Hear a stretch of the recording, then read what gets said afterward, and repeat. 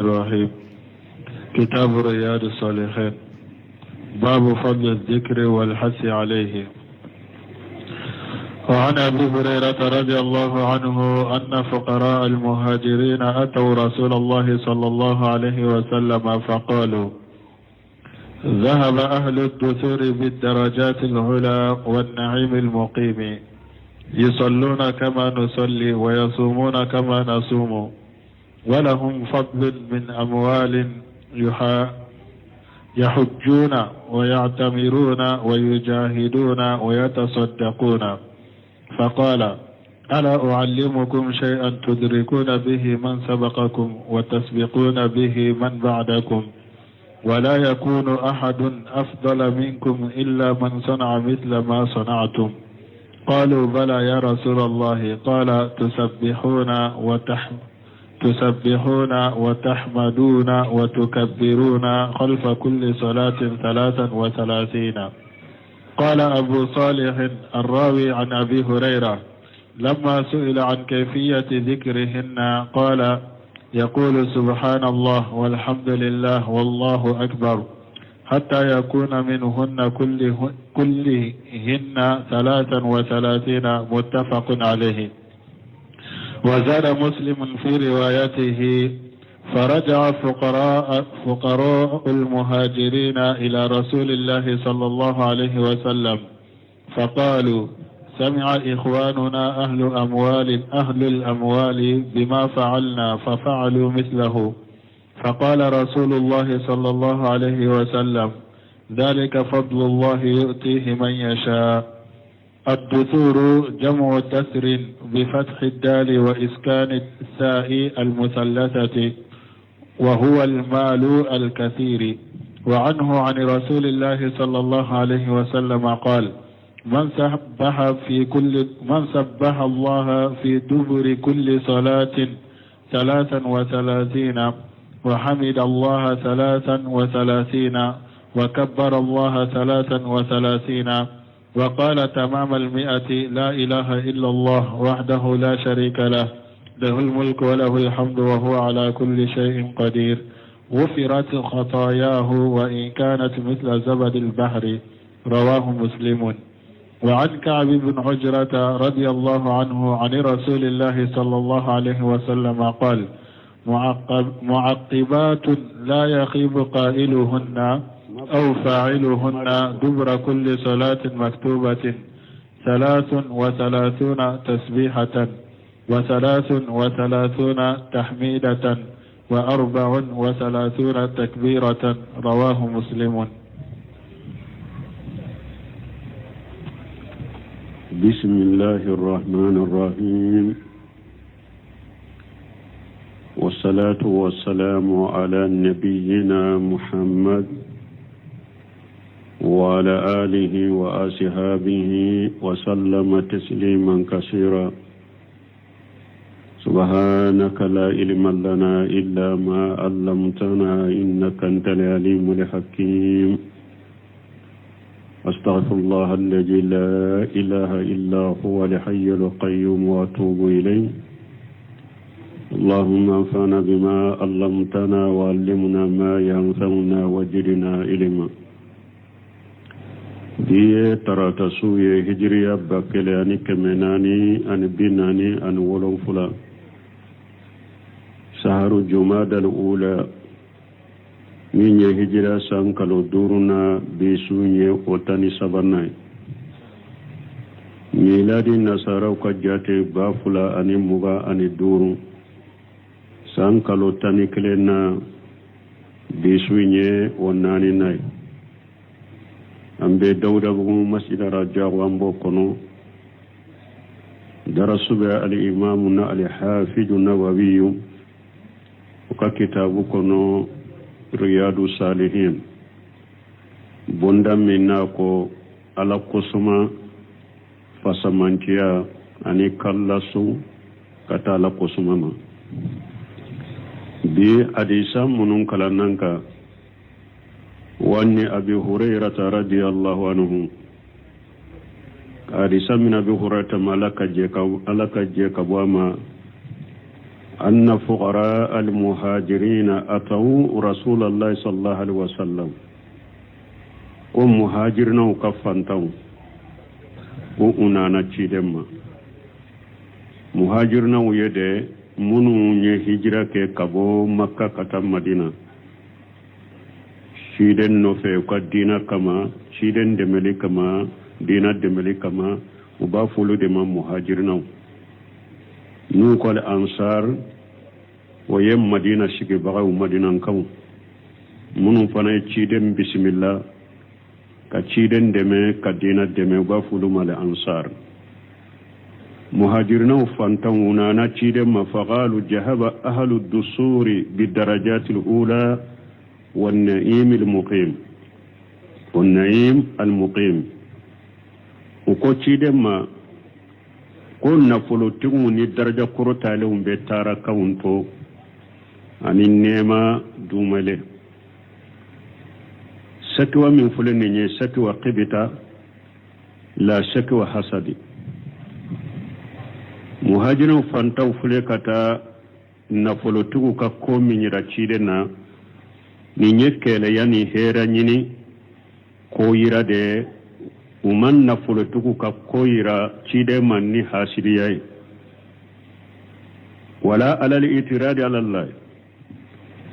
وما كفنا كبلمي على كلا تجلا وياك هيرا ني دي كما فانتوني نفلتك كومي ني راتشيد نتي وما كويرا تشيد نوكا حاسرياي وبي كبلمي على كلا تجلا هيرا ني دي دو nu yennin koyira cidema ukon na fultugu ni daraja korotale umbe tara kanto ani nema dumelew munna yusalluna kama nusalli wa yasumuna kama nasum wa lahum fadlu min al-amwal yahujjuna wa ya'tamiruna wa yujahiduna wa yatasaddaqun uko cidema uko parce que setigu nafolo tigu anfantaw be salli cogo mi ufana be salli o cogo la anfantaw be su cogo mi ufana bo su o cogo la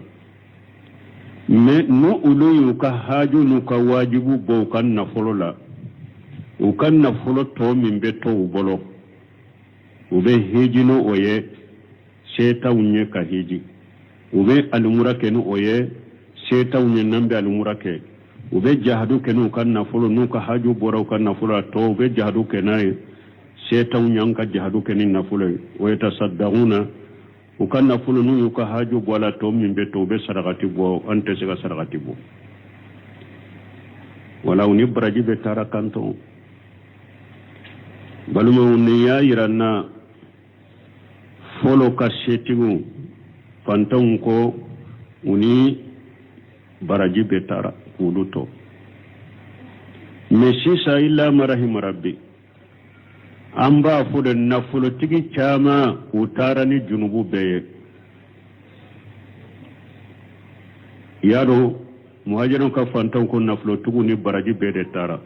mesisa amma fu bere amma fu nafulo tigi bede me nafulo tigi chama uni junubu tara uni junubu be tara ute salli komi fantan be salli chogomi ute sunke komi fantan be sunke chogomi ukan nafolo tomu mbu bolo fana mimba atado ala kola shinji tugula ala kola fantan demenula chinya tugu demenila dina demenila akadogo nafolo tugu hera mabede nafolo tugu be ube dina deme ube dina tugu deme ube fantan deme ube shinji tugu kan nafolo la min nafolo tigi chama ni ya kan nafolo finance jonna mana ko don conseil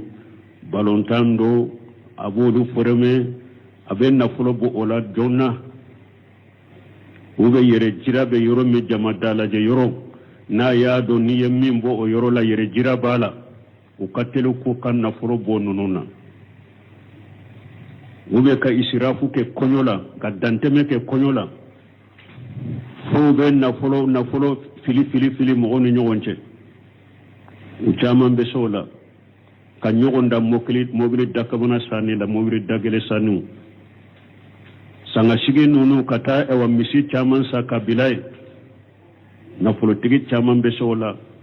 mais ni e fantan taran ka balo tembolo hari ni kalifarala karasa komi aw be jakabo sheba wuye ewa nafakati tenne bolo de ika jaka wakati ki janto na te sege filila ube ede tari mako yirala wa karasan nananye bifa en nafakati timbola te sege filila ube dina ebe wale ke kata dina ma ube karamu ube alimami ne ka so de fule ne mbesi so min kono ayen de me abe dafa chuko mi sege te filila me tulun kala ukana bane ko seri forme balonta koyon wulu kana fe bane jama dala yoro nu yen na folo kofo abe financement ko o yoro la tedo hakiri la yere jira imaye tumami tahafiju tigu yen nindo kon na folo tu kan ewa ku ka wori ute soro no yala ube mun ke sisa nu dufwa min be boko ye qur'ana durusi be boko nin dufwa munum be banyu u dem fa de karasama ka togoda ela ube karasa ka konyo muso fulana na fulo tigi bado aka konyo muso fulana anyeni ndufwa demba ya diale dema demba jala o bale de bolo ube doba ka konyo abafa ya aya demfa ya di na fulo tigi doma ube na fulo tigi do ka konyo muso nya demba jala dama parce que ninni make parce que ninni kera tara jamala na fulo bebo yere jira de do na fulo bebo woda yato sisa qur'ana musabaqa o sisa du fois munum be bo sisa o to be dan na fulo tugu de la anyeni du fois ni musabaqa to da karasa de la anyeni du fois min be bo to dara karasa o dem fa ya de ra karasa de ma o demba ya jala de ra karasa muso de ma karasa ba de ma nya to da karasa fa de ma be wori ni parce que ka wori o be soro ni yere jira yoro de la mais ekele no kele ko beti kama ko nyinu fe gondola telefone la vocale la ube katu fe ute sege filila et puis achama illa marahim rabbi na fulu nunun be kanya fo chogomi ka bidaw ni la da jugu de financer ni mawludi fule na fulu tugu be min kala ala dereb adando bidia baraji site wiye wala nyobo financer de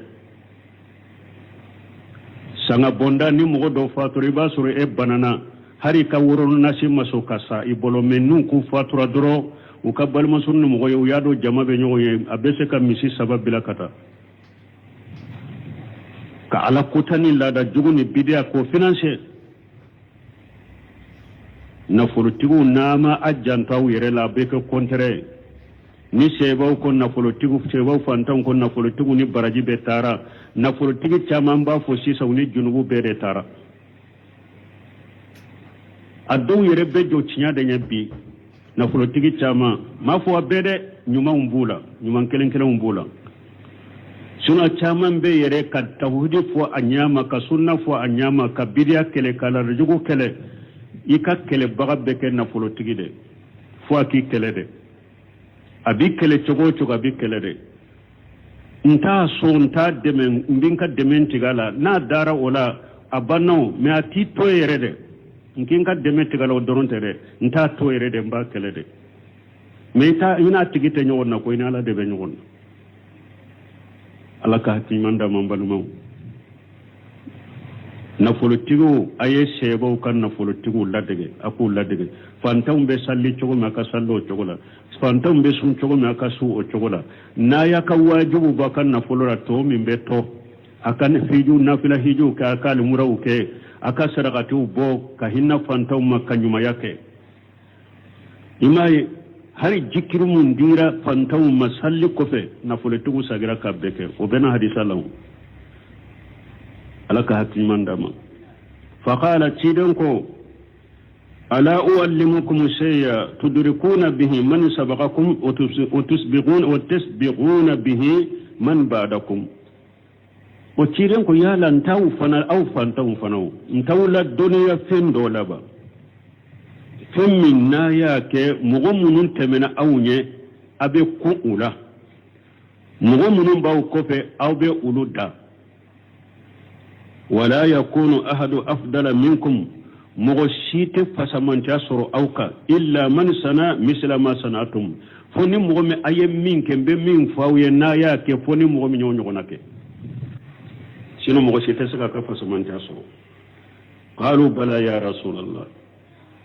أن فلوتيكو قال على كتشيد فانتون قال كتشيد فاني قال تشيدين كو تسبحون وتحمدون وتكبرون خلف كل صلاة 33 أو تشيدين كو أكا سبحان الله فوق سبحان الله فوق أكا الحمد لله فوق أكا الله أكبر فوق صلي كوفي فرد صلي كوفي بسبب سبا قال أبو صالح الراوي أن أبي هريرة أبو صالح قال لي حديثين مفلك أبو هريرة بلو لما سئل عن كيفية ذكرهن تمام يا أبو هريرة نينكا بني سبحان الله أني الحمد لله أني الله أكبر بسبب سبا أبي فوتشوغبي قال أبو هريرة يقول سبحان الله والحمد لله والله أكبر حتى يكون منهن كلهن 33 بو أبو هريرة أكوي بافو قال أبو صالح الراوي أن أبي هريرة لما سئل عن كيفيته أبو صالح قلت أبو صالح عليه حديثي مفلك أبو هريرة بلو تمام يعني نكا ko subhanallah fo nonun be ke cogo de ko iba fo subhanallah alhamdulillah wallahu akbar iben nonun fo u kelen kake bisabani saba mana subhanallah bisabani saba alhamdulillah bisabani saba allahu akbar bisabani saba akwa be fo ni cogo de la muntafaq alayhi wa muslim benala wajada muslim fi riwayati muslim yajidi likay riwayala فرجاء فقراء المهاجرين إلى رسول الله صلى الله عليه وسلم مهاجر وكفن تون ساجرا كنا تشيدما وقالوا سمع إخواننا أهل الأموال بما فعلنا ففعلوا مثلهم أو وكو تشيدما أمبالي ما سيتيغو أي مندي أمما كان كافو أمبالي ما نفلو تيغو أخيو فنا كده an ba ke cogo min o ya ke comme an ka ke cogo wa qala rasulullah sallallahu alaihi wasallam alaka ciden ko alaka tanuna kisibaka jalika fadlullah yutihi man yasau aw akonin ko ni alaka fasamanta da ya badi mu min ya jiya furatan ni natuguni de mana labe mu goddo ke setigiye e fantambe bato ke abanyo onake alaka fasamanta da yoye in yala ko fasamanta da abadi mu ma min ya jiya dusur jamu dasr bi fatahi dali wa iskani sai al musallasati wa huwa al mal al kathir nafulu chama وانه أن رسول الله صلى الله عليه وسلم قد سمنا كبو أبي هريرة ما كبو تشيد ملكة ترونا كسبك قال من سبح الله في دبر كل صلاة 33 وحمد الله 33 وكبر الله 33 وقال تمام 100 لا إله إلا الله وحده لا شريك له له الملك وله الحمد وهو على كل شيء قدير غفرت قطاياه وإن كانت مثل جبل البحر ni hadisa fana ya jantu fo chokola de parce que farda salli ko fe jikiru nunu ke chogo damado de bula ubeye hadisa nunu de kono ke chogo folo ampule katemala aburata ka hadisa la ni fantaw cide nyemin di fantaw ma oye ke chogo jumay subhanallah bi sabani saba alhamdulillah bi sabani saba allahu akbar bi sabani saba ni nye choko folo la ila la foma foya de ha choko folo fule bo choko fulana abu hurata bolo ako ciden ko ni mo minye ala subhanallah fo farda kofe salli kofe bi sabani saba ya alhamdulillah fo bi sabani saba ya allah akbar fo bi sabani saba kemed dafale iye kemed dafa ni la ilaha illa Allah wahdahu la sharika lahu lahul mulku wa lahul hamdu wa huwa ala kulli shay'in qadir niyen ninke wa farada kofe ala be ka junubu yafa har nu kera komi ji baji kankade ika junube yafa bonni nyeke chogo kula na isisa subhanallah bi sabani saba alhamdulillah bi sabani saba allahu akbar bi sabani saba ibe kemed dafa la ilaha illa Allah wahdahu la sharika lahu lahul mulku wa lahul hamdu wa ala kulli shay'in qadir ke chogo fulana fule parce que ibn Simi rahimahullah aleka sarhul mumti wala aleka sa alebe ke chogo nani fo suwarna fo chogo la mais ni wure munun wir way munun fule ne nyawlu be ke chogo in fo kata woro ya janto la fule anyo fo وأن كعب بن أجرة رضي الله عنه أن الرسول الله صلى الله عليه وسلم كارثة من كعب بن أجرة مالك جيك وما كو كبو ما لك تنونا كسبك قال مؤقبات لا يقيب قائلهن أكو كودو بنو بفو سلي كوفي يفو بغا يتبردي أو فائلهن وبي كبغا يتبردي دبر كل صلاة من مؤقبات بفو جمان كوفي فرد كوفي فرد سلي دبر كل صلاة المكتوبة فرد سلي كوفي 33 تسبيحة و33 تحميدة و34 تكبيرة رواه مسلم كي تقولناني نفل نيجي سبنا كي تقول سبنا فلني حديث الله سبحان الله بسبني سبا الحمد لله بسبني سبا الله أكبر بسبني نان فرد كوفي كي تقول سبنا فلي تسبيح نون فو تقول فرد كوفي كي تقول سبنا فلي ni hadisa saba yo oyiran na fulo ke chogo saba folo subhanallah bi sabani saba alhamdulillah bi sabani saba allahu akbar bi sabani saba chogo ya fulanna subhanallah bi sabani saba alhamdulillah bi sabani saba allahu akbar bi sabani saba ibe kemed da fa la ilaha illallah wahdahu la sharika lahu lahul mulku wa lahul hamdu wa la kulli shay'in qadir ke chogo sabanna subhanallah bi sabani saba alhamdulillah bi sabani saba allahu akbar bi sabani nani ولم بدو بن سمين كسره الله أثره هذا من الأحاديث الدالة على فضيلة الذكر المخصوص المقيد بعمل أقول حديثا من فلان نونو على قسمة كره لهم فسمنتياي على قسمة من سرلا بارا دولا وهذا منها نمبو أكونو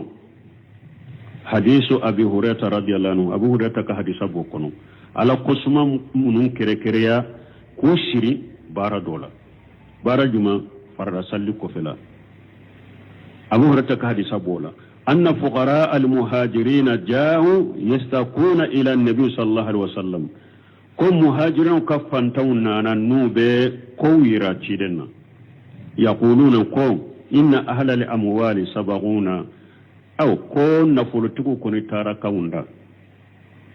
إنهم يصلون كما نصلي نفلتكو بيصلي كما نفانتو بيصلي تكومي ويصومون كما نصوم نفلتكو بيصوم كما نفانتو بيصوم تكومي وله فضل من الأموال نفلو توبة أولوبولو نو يهاجو بوكا نفلو توبة توبولو يعني زيادة يتصدقون بها nuye ulu ka wajibu nu ka haju bo kan na folola na folo tobe to bolo be saragati teni oye oya hujuna ube hiji oya tamiruna ube almurake oyu jahiruna ube jihaduke me ante senimbela fadallahum an-nabiy sallallahu alaihi wasallam ala amri cirenye fanton kanda ayub bilakata kodoma qala ciden ko afala ukhbirukum بأمر تدركون من كان قبلكم وتسبقون من جاء بعدكم أكو يا لانتاو كبراني كودو يوا كومي ناياك مغمونو انتمنا أونيه أبي كوكولا مغمونو با أو كوفي أبي أولودا قالوا بلا يا رسول الله فانتون كوكوه على كتيري قال تسبحون وتحمدون وتكبرون خلف كل صلاة 33 أقواك سبحان الله فوك أكلا الحمد لله فو أكلا الله أكبر فو فرسل كوفي بسبب سبا يعني تقولون لاني أبا فو سبحان الله والحمد لله والله أكبر 33 مرة أبي سبحان الله فوق الحمد لله فوق الله أكبر فوق بسبب سبا فهذه 99 نايو فون تقول نونم بكونتوني دلا بكونتوني ودلا ثم إنهم فعلوا ذلك لأكفرنا فلتقوا يننك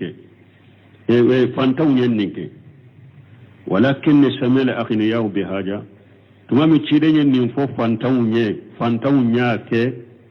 نفلتقوا يننك ففعلوا مثله نفلتقوا يا نغنك فتساووا ما هم في هذا الذكر أو نفلتقوا نفانتوا بكيرا كيرين على قسمة فنالا من ذكر فنالا فرجع الفقراء إلى رسول الله صلى الله عليه وسلم فانتوا سجرا كنا على كتشيدما على كترنا كسباكا وقالوا يا رسول الله وكو على كتشيد سمع إخواننا أهل الأموال بما صنعنا فصنعوا مثله أو أمبلما نفلتقوا uye min dira amma uye fana me anye min ke o ya nyogona kede wa ka'annahum yuriduna shay'a akhara yaqtasuna bihi ukalla nyine yemunye abekum fantaum ba fe to suru ciden ka fen wore fo uluye do fen do wore fen uluye ulube kere ni minye ni fantaum ni setugu setola wa qala ciden ko jalika fadlullah yutihi man yasha ta konnin kon yalla ka fasamanta de sabadi mo ma menya jiya fa fi haja li hadith min al fawaid no semenu ko faida udo benni hadisala awwala folo hirsu sahabati radiyallahu anhum ala tasabuhu ila al qari shego ka korto nu be nyogon dakata herama shego kala halafule ulu ka fantan nu cenu ka muso be ulu be nyogon dakata hera dema hera ko kelima minye hera ko e me sisan kam mo chama be nyogon dakata ciali dema ye hera ko koni fodro bebe fremina illa ma rahim rabbi donc ninya hadisa fayda iranna ni hadisa fayda do ninya sebo tumbe nyogon dakata hera ko dema wa anna kullu wahid minhum yuhibbu an yasbiqa khayrahu sebo kelenkele sebo to kelenkele bafe ki to nyogonda kata herama sebo tumbe no kelenkele bafe no ko ninye heraye ale ka ato nyogonda ola sebo tumbe ni chogoda ni hadisa yo wiranna wa minha benni hadisa faida ukono anna haja dhikra subhanallah walhamdulillah wallahu akbar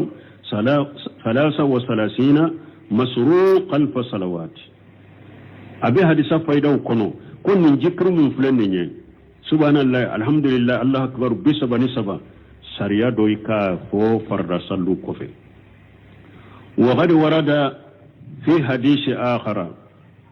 ana hadisa warela annahu tukammalu al-mi'atu biqawli la ilaha illa allah wahdahu la sharika lahu lahul mulku wa lahul hamdu wa huwa ala kulli shay'in qadir ana hadisa warela kunniye alhamdulillah fo bisabani subhanallah fo bisabani saba alhamdulillah bisabani saba allahu akbar bisabani saba ibe kemet dafa ni la ilaha illa allah wahdahu la sharika lahu lahul mulku wa lahul hamdu wa la kulli shay'in qadir wa hadhihi sifatu min sifati dhikri ba'da salat donc ayem buru musunu fana koroshiya afana bena mankutu dofo abu jate bo ako ko jikru munum be fo farda ko fe kon ninye ewa uke chogodoye ninte kele ninye uke chogodoye kele subhanallah bisabani saba alhamdulillah bisabani saba allahu akbar bisabani saba ninta ke chogodoye wa kele ako ومن صفات ذكر بعد الصلاة أكو أبي ذكر كتشغلا فردك في أن تقول سبحان الله والحمد لله ولا إله إلا الله والله أكبر 25 فيكون الجميع 100 ke chogo fulana mi ale ya fosisa subhanallah alhamdulillah wala ilaha illallah wallahu akbar iben nunu fo muga ani duru ngu fo sinya muga ani duru ube farale nyogon kate bu fo sinya muga ni duru afana bebe kemedema abebe kemedema wonni ko subhanallah alhamdulillah wala ilaha illallah wallahu akbar muga ni duru ubebe joli masisa bo subhanallah sisa muga ni duru alhamdulillah mugani duru allahu akbar mugani duru la ilaha illallah mugani duru nunu bebe jolima keme afo chogo fulana yenni nya yemi fo riyadi kono ya wa min sifatihi aida an taqula subhanallah 33 walhamdulillah 33 wallahu akbar 34 fa hadhihi mi'atu ke chogo sabana joloye abulo ya sisa ha subhanallah bi sabani saba alhamdulillah bi sabani saba allahu akbar bi sabani saba e bi saba aninani nunu fana bebe jolima keme ayemi fo sarahula ya sanne ke chogo sabanay o min sifatihi abes ewa ni jikru fo chogo la farda kofe abo ake chogo la tuguni anta qula ikafo subhanallahi asara marrati walhamdulillah asara marrati wallahu akbar asara marrati تفعل هاجة مرة وهاجة مرة لأن الكل ثبت عن النبي صلى الله عليه وسلم نيجولنا لبرو ناني نا إيكا فردا صلي كوبي إيكا سبحان الله سنياتا الحمد لله سنياتا الله أكبر سنياتا أقول دونك نينكي تشغل ناني من فلن نيني إيكا نينكي سين دولا باسيكو بيسا باتيرا تشيدين برو saral mumtin kono be fayda do fo nin fanala ke chogo nunun ka bonyo na sa ka be dursi kan nin fo sendo la kan nin peso ndela ko fayda fana folo do e munye ika chiden ka hadisa sabati lumbe iku be dursi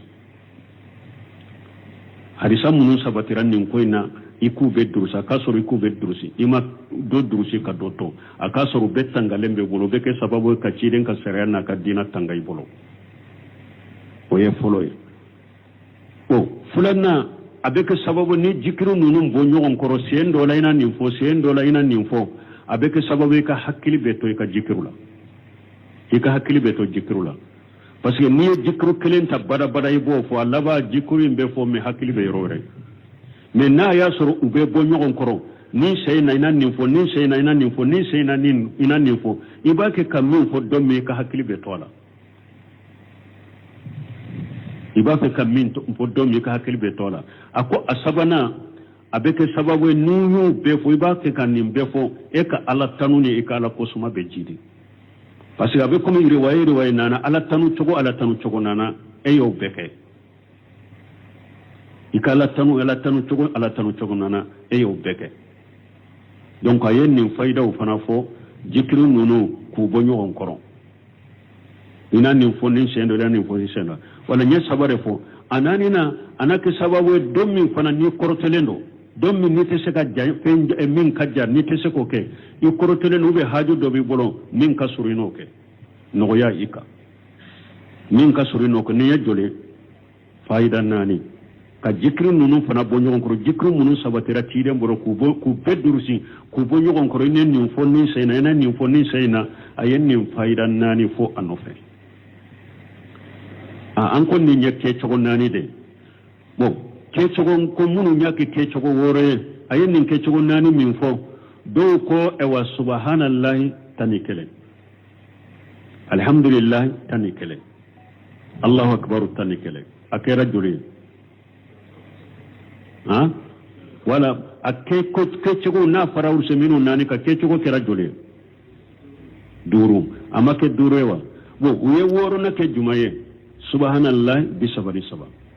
alhamdulillah bi sabani saba allahu akbar bi sabani saba ha ke chogo kera woro donc farda salli kofe ke chogo munun sabatira nu ewa ibesika ewa jikiru nunun ke ula ku bonyo onkoro we nin ke chogo woro ako min fawaid al hadith abi hadithaka faida ula sa'atu sadri nabi sallallahu alaihi wasallam ciden kaddu su kuyur wali ala murajaati wal munaqasati ewa kuma nyogo ewa ani sebo kan kuma ewa kuma sagi ani sebo kan munaqasake ka ko nyaayira nyogona o yettiden ka dusku ferelira anna ola lianna alayhi salatu wassalam parce que tira laka tamna kisibaka yuridu al haqq aina makana wal haqq ma hu aw tiden be tinyade nyini tinyabe yoro aw tinyabe faralle be tiden de kafana lakinni yutayyibu quluban nas wa yubayyinu lahum me tiden na kashebo benin kuma fale ke munna furuku dusukun ndiya anika bangale kuye ko kaddu duskun ndiya anuka bangale kuye ni hadisa yo faida iranna ومن فوائد الحديث أبي حديثه كفايدة لا أن الله سبحانه وتعالى كو على لم يسنى لأكرت لنو إذا من على أهل بفضل ni ala yo fasamantiya ke mogo doka fa innama huwa fadluhu yutihi man yasau wa ya ala ka fasamantiya da ba di mogo ma min yaja komi ni ci den ko setugun sego ka setugun munu fure ni ala yen nin kuye ni ala ka fasamantiya da ba di mogo ma min yaja wala yajuru bi haja li fadli ala ahadi ala tettonya like ninin fasamanta musika mana ni ala ya ka fasamanta ke karasaka ka dama aba ka fasamanta ke mo ka minya ja bo ni ama fasamanta minke fasamanta nyona ke eska yitonyore ami tonyo fa ija aghna haja wa afqara haja ni ala yen ninke setige ayen ninke fantai fa huwa fadluhu aka fasamanta de do yutihi man yasau wa laysa haja bi jawri aka fasamanta de do abadi mugoma minya janinte jengele ta tayra ko la jengena ubi ala itonya dika aya tade ya tay na ya di minna ya dama na yemin kumanta yukumanta la mitonyo bal jalika fadluhu yutihi man yasau bal oya ka fasamanta da abadi mugoma minya jiya wa kajalika aida abote ko kelena tuguni man rajaqahu Allah ila man wala yarjuhu al-akhara abote ko kelena ni alaye nin garjage donila aman nin to kelen do garjage donila fa haja min fadlihi alaka fasamanta de nenye ayemi garjage donila ama e garjage donila ayemi garjaga ka donila ka fasamanta de lo ama e fana tonyo فالفضل بيد الله عز وجل يؤتيه من يشاء فسمنتا به على دي بولو ابادي مغما مينياجا ني حديثا يو فايدا يرانا ومن فوائد هذا الحديث ايضا ابني حديثك فايدا ولا تغني ان الاغنياء من الصحابه كالفقراء كسبوا كشيتو بكم فانتون ما انا فانتون كبارتولا هارسون على فير الخير وتسابق فيه سيبو كان نفلتيكو بكومي سيبو كان كفانتاوند نو be korto kata hera kyo kelima ani no be nyogonda hera ko kelela sebo kan nafultiki to nyogo chogodela messi sanya fo chogomi lam rahimara dala hinana nafultiki kelen mununa hari farda salli kana jonna ka farda salli kana jonna misirila ka salli ube salli ko fe kase kasigi salli ko fa rawati mun be ka ke jikru mun be farda ko fe ko ke setigi min bo be so la bila marahim rabbi akadogo atanta mbolo ka ke o mu wasade tambe an munun bolo na ko akanye se alabato ma ude ben dogo ko fugari uteba ute foila kadda misiri kono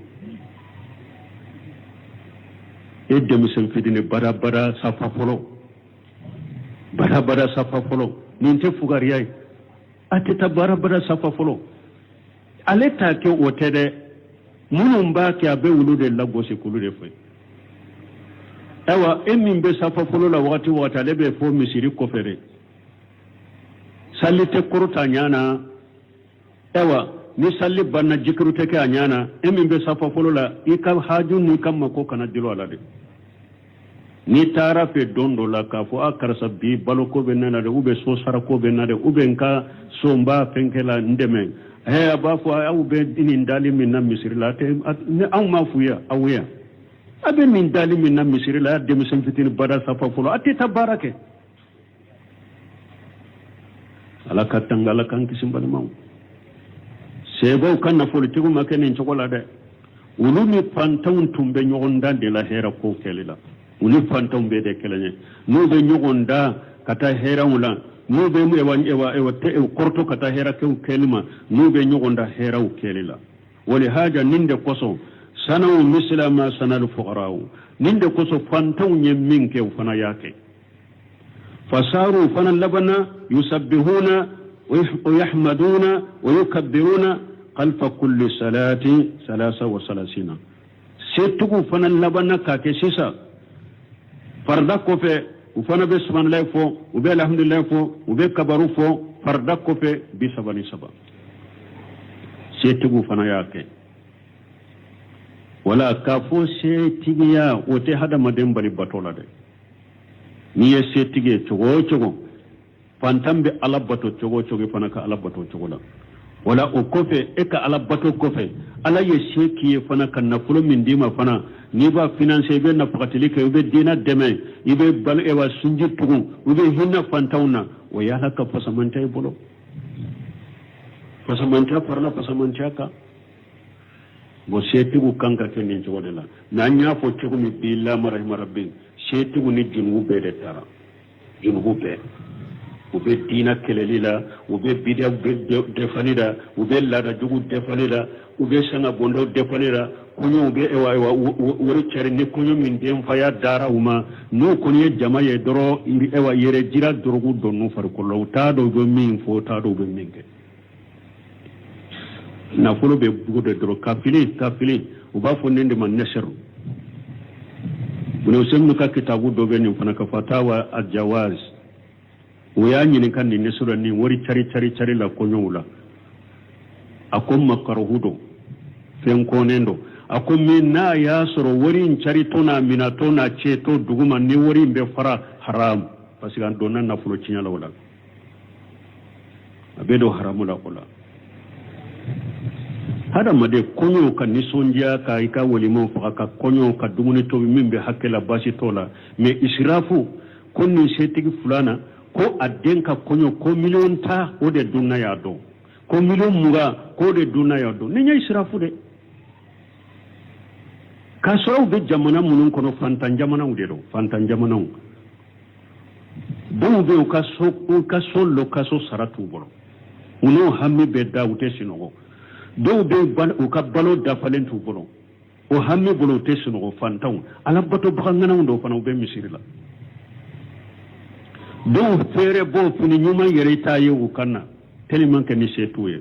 iba soro do be e yere ka bali masurula iba soro o do yere be ka dugu mogola iba soro do yere be e ka sigi nyogola do be hari si so tabolo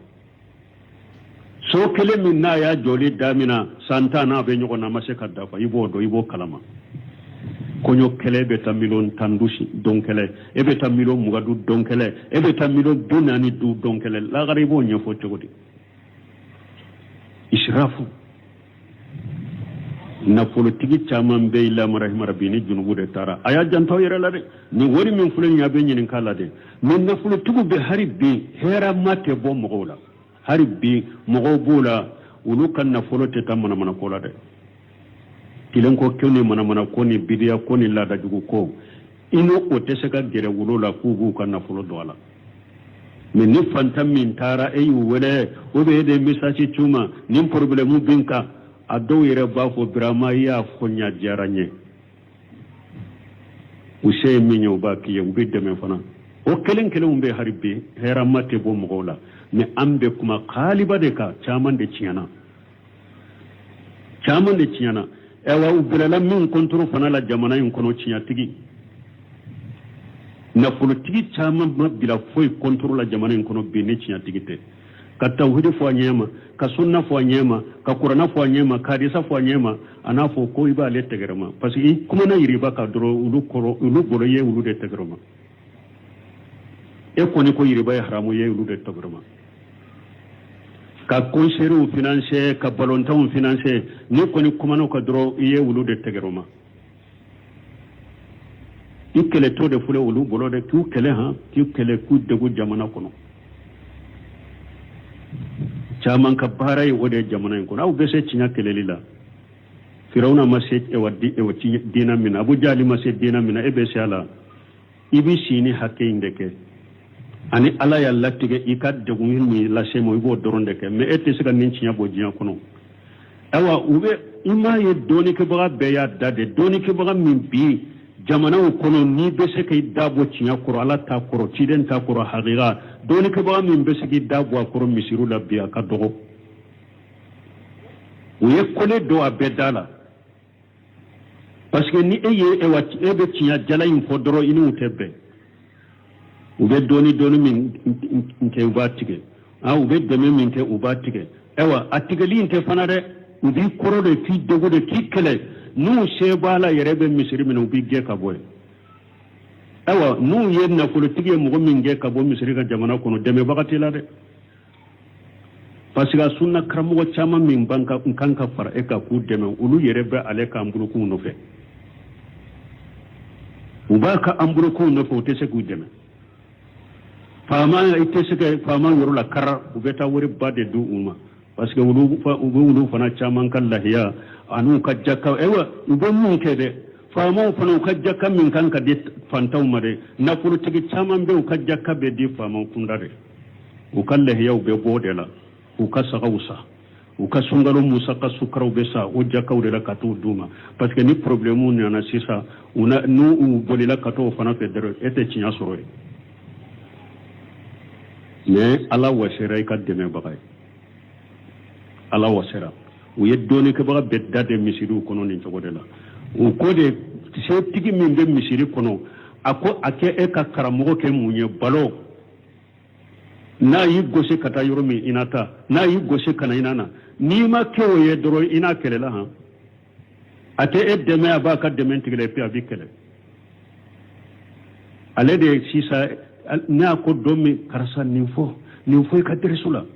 ale de bibla la ino fo karasa bin nonde ke kutuba ide ino fo karasa kanan ninfo kutuba la de kanan ninfo ka teresula de hari ne kutuba do ke dora majala bon nin kutuba brama manye ha kanan nin ngona fo o ye da de lani la hawla wala quwwata illa billah awa doni ke ba maso ni ya ko karamo ko ani ewa setu mabbe ani setugu mabda nu be tele ko warete de amaso bolo ninde o kuike komi tele commande bu bolo sigilendo ba ipp yoro min kadi bibilay karamo maso ma jamana in kono i hakili bo setugu kan na folola i hakili bo ka demela de mais alaka demen wasara ani alaka jonyuman kelen munumbe i wasado ulula ika ala tafu ika ciden tafu ninjia te ton ini fui te bon ninjia kono nika kasanka jemane kasa jalante alaka limane andama bi alaka limane dama wala mbanama nuno nyona anku jeya nko do della ka fonye ako dondola ko dobe kutubaka mimbarika kwa ko munun tena misiri la jonna salibe wole awu be sigi abe barola atena misirila jonna fo sallibe do ne almamu ye kabaru fili ewa awu bena ko bena misirila konko bawu bolode ko me misiri ko a chamanye fonctionnaire de kulu de comité mo fana ko ewa abe mimbare ka dorani fonctionnaire do nya benna ko fonctionnaire awu sentala awu takano ko fonctionnaire sentala awu takano awo mumbaru ka ufule mumbaru kare ni karamo min yelena mimbarika hari nani mawdun min yelela mawdun ben na fulo ko ka uba be setigu ka ya kun korota ni setigi nya ben na doro o ya banne programu nya gambira bolo programu bebe nya gamba bolo programu wore be de beta sa ni be papion ko ni kono nya be teme ola alaka limana dama alaka hatman dama de yaw munum be mimbaru ka aw ko wude ali mamin wuye dina nunjuru ba bula aw yere ma tawhid mina aw yere ma ala mina aw yere ma ala do donc jama to be se kala do chogodi awal mamu yere be na fo tugude no fe chu o kan numéro baw bolo ni fantam min ko karamo ma be karasa kadine ala ni kanu ala kama nkan numéro tay ka sabe mbi wala kifo ay mako site kan numéro la awa hari ni ya wala atata mais wulude setigi no fe ale karamo de ba fu patron do ma ikan numéro be sorwa ika carte be sorwa wulude be patron ka carte no kan numéro ngini awa no patron be na chef patron na fo ale ma chef ale na fo patron ma chef donye chef nyesa karamogo ayelli maniya soro de ayelli maniya soro jamana makko be dina cinyala jiya hada madon makko be dina cinya ka fo uye o kace ko ta fandu na fandu ka baraka nay me o desira ka soro karamogo chama ngolo nin na folo kanu koso o desira ka cinya soro karamogo chama ngolo ko setigi hadisate on ko nu we misiru do da yele nya mi har yoro dola nu ba ka misiru do da yele ko ni misiri fo seneri kachala de setigi kachala de aye mode nyini min be se kuma chogola o be jamana kono ko aye mode nyini min be se kuma chogola de setigi kacaya fo seneri kacaya min be se kuma chogola kore munye qur'ana aya kana fo a chogo nyumanka afuka be fonctionnaire ni setiguma hadisa foka be fonctionnaire ni setiguma ala tajelen kana fu mimbe ala ta fo pampara mimbe wa hadisa ta fo pampara ko ma ko cinya jala fo baga u yok tigi to dai ube ko dictateur ube ko ate kuma chogodo e to dara odela mimbe qur'ana aya fo anyema ibe hadisa fo anyema abora mugo jogo kanyere do setigi do fantando abora mugo jogo kaneba fo piyai u ko ma ko e konna lumado ko ta har kuma chogodo ni cinya foli de naluma yayi ala ka umbalo naluma yaka kansa naluma yaka anyo fode ni mugo mimbe an ko ni demede an ka ala ka dina de lashe an ka cinya sabati alhamdulillah imni ka baraji soronye lagara mais ni mugo ba an demede an ka kofo ka be e kan nin dungo de mani ka sago toni ka wori wede sino be perdi toni ka wori wede sino be perdi ante ala deli ala tanka jenge kiden ta ka jenge al-Qur'an wa sunna ala fahmu salafu salih an kan yana ma yakunu la ambe ala deli an kanu jenge mugo shiye an kanu jenge mugo shiye an kana jenge ka wori kaman kanu jenge ka na fulo kam ya alhamdulillah ala ka deme banno fe fana an ya ko tolme mugo do fana be fe hari ni tiye be ne yere kunde ka fo mbi soko de kama de be danyen ki sonki deme ala ko lu nyona u chaya silama u chela nunun de to yo komi tawa muhajiru fantaw yen na fulo tigi munufo fantambe salli chogmi go sallo chola fantambe su chogmi go chuo chola fantambe hiji chogmi go hijo chola fantambe an mura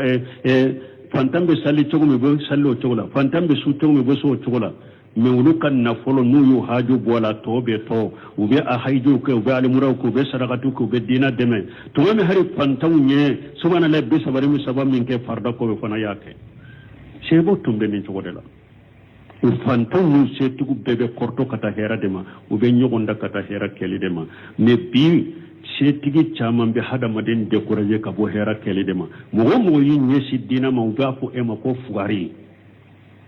kute foi la kata nyogon soro misir la kadai alaka hakim mandama wakati sera subhanakallahumma rabbana bihamdika sara la ilaha illa anta astaghfiruka wa atubu ilaik. أعوذ بالله من الشيطان الرجيم. بسم الله الرحمن الرحيم. كتاب رياض الصالحين.